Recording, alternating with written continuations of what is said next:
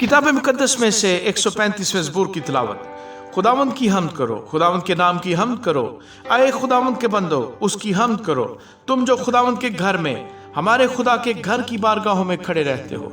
खुदावंद की हम्द करो, क्योंकि खुदावंद भला है।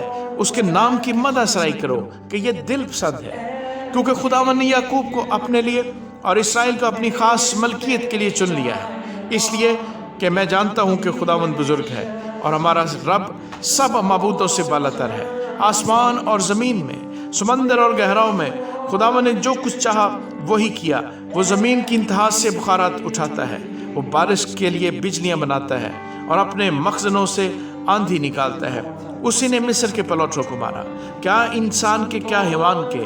ऐ मिस्र, उसी ने तुझ में फ़िरौन और उसके सब खादमों पर निशान और अजायब ज़ाहिर किए। उसने बहुत सी कौमों को मारा और ज़बरदस्त बादशाहों को कत्ल किया। अमोरियों के बादशाह सहून को और बसन के बादशाह ऊज को और कनान की सब ममलकतों को और उनकी ज़मीन मिरास कर दी, यानी अपनी कौम इसराइल की मिरास।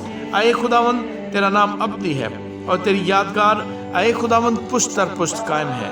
क्योंकि खुदावंद अपनी कौम की अदालत करेगा और अपने बंदों पर तरस खाएगा।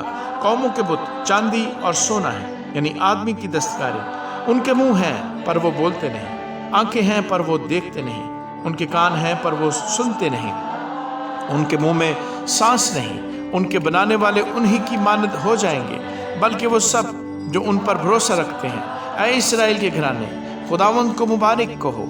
ऐ हारून के घराने, खुदावंद को मुबारक कहो। ऐ लावी के घराने, खुदावंद को मुबारक कहो।